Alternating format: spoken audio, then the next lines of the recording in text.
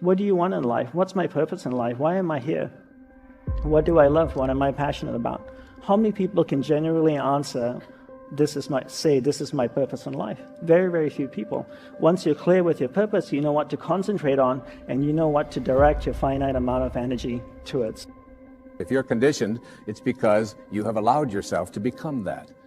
And if we conditioned ourselves to believe certain kinds of things, and one of the things that we kind of believe and hang on to and live with is this whole idea that all of the things that happened to me in my past are what are keeping me from doing what I'd like to do today.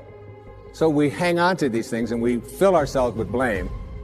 You have some options. Here you are exploring the variety of your environment and coming into alignment with who you really are, and then allowing all of that to flow through you too. So in every moment in time, you have the option of focusing in a way that increases and enhances your alignment and your joy, which causes you to resonate with everything you put into your vortex, or something else. There really are not so many other choices, are there? You can focus on a problem. You cannot have enough money and feel bad because you are attached to the money, or you can not have enough money and feel good as you're anticipating more coming. But the consequence or the circumstance of the money does not need to dictate to you how you feel. That is the problem with getting attached to something that you can't control, is that it leaves you like a puppet with no strings. It's about not putting your attachment in all the wrong places, not putting it in what is temporary, but putting it in what is steady. And then in that steady attachment or alignment, then you can just flow it to whatever is currently in your now, flowing through your experience. You can't give away what you don't have. People who are not good at giving away love can't give away love because they don't have it to give away. If I want to give you a dozen oranges, I can't give you those dozen oranges unless I go out and pick up 12 oranges someplace. Otherwise, all it is just empty rhetoric. And the same thing is true of virtually everything in your life. You can't give away love for others if you don't have love in here to give away. If what you have in here is contempt, if what you have in here is anger, if what you have in here is fear, then these are the things you're going to be giving away in your life. Every one of you are drawing a picture with your life. You're the artist. Your hands and your feet are the paintbrushes. And the choices and decisions you're making right now are the paint strokes. You can paint whatever picture you want to paint. You can become whatever you want to become. But your choices and decisions that you're making right now matter. You got to have the grit and the tenacity to push forward and give it a little bit more than what you have right now.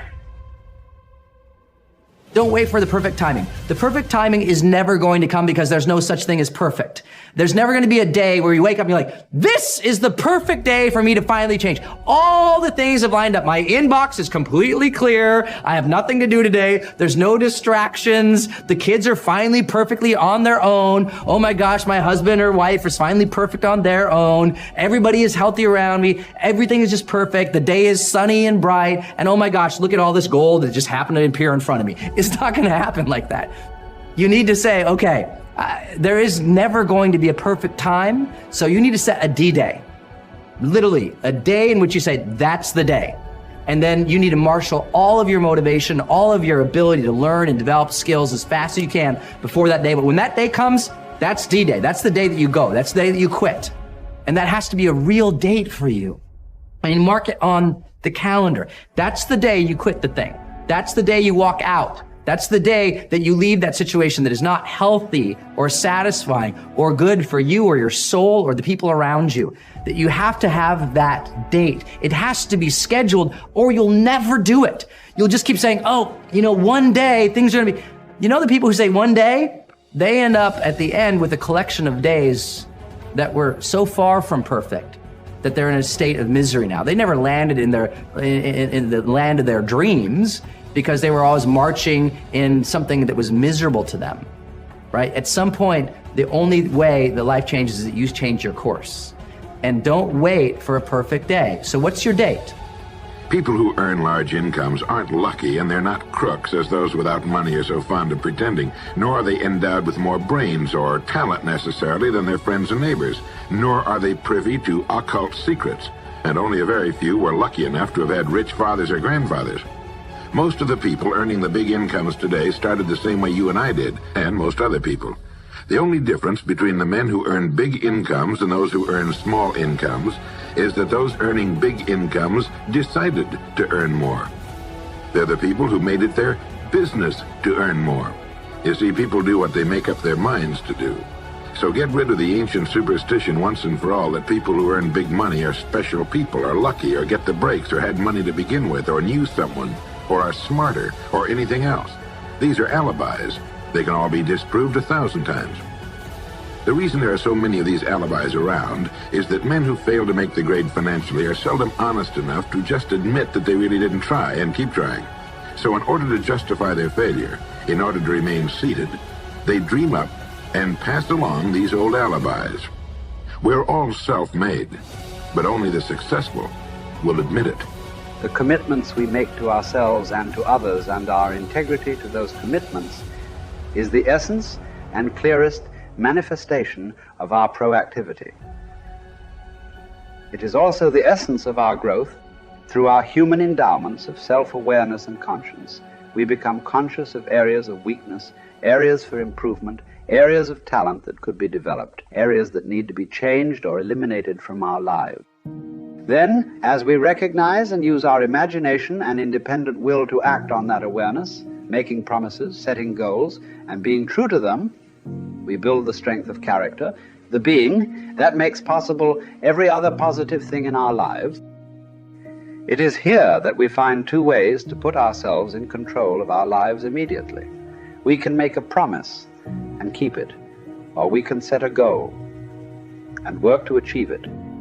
As we make and keep commitments, even small commitments, we begin to establish an inner integrity that gives us the awareness of self-control and the courage and strength to accept more of the responsibility for our own life. By making and keeping promises to ourselves and others, little by little our honor becomes greater than our mood. The power to make and keep commitments to ourselves is the essence of developing the basic habits of effectiveness. Knowledge, skill, and desire are all within our control. We can work on any one to improve the balance of the three. As the area of intersection becomes larger, we more deeply internalize the principles upon which the habits are based and create the strength of character to move us in a balanced way toward increasing effectiveness in our lives. Get stronger. You can develop the muscle. You can develop the courage muscle. You can develop the inspiration muscle. You can develop the dedication muscle. You can get stronger. There isn't anybody here that can't get stronger. Next time we see you, may not even recognize you. How strong you're going to be able to become in language, in style, and personality, the ability to cope, the ability to handle with anything that happens, no matter what happens. And the third one is get better. We can all get better. I've gotten better. First talk I gave, I stood up, my mind sat back down. But here's the secret to my success. I stood up and did it again. I stood up and I did it again. And I did it again, and I did it again all those many years ago. I did it when I was scared, and I did it when I didn't want to, and I did it when I was ill. And I did it when it didn't work well, and I did it when they didn't appreciate it, and I didn't a lot of times when I didn't know much what I was doing. I just did it anyway. And now all these years later, I'm asked to walk on this stage with the greatest introduction I've ever had, greatest response and welcome I've ever had, the greatest opportunity I've ever had to touch this many lives with a mixture of words and heart and soul. I got better. I got better day by day and week by week and month by month, and I'm asking you to do the same thing until you can develop a long arm and a long reach, until you can develop influence that won't quit. Touch people next year you couldn't touch this year. Touch people now you couldn't touch before. Conduct a meeting now you couldn't conduct before. Heart and soul now mixed in there that wasn't there, missing before. I'm asking all of you to get better in spite of the winters, in spite of the downturn, the money downturn, the social downturn, the personal downturn, whatever it is. Just get stronger. Get better. The key is not to wish for a better winter, The key is to wish for more strength, more wisdom, more courage, get better, get wiser, get stronger.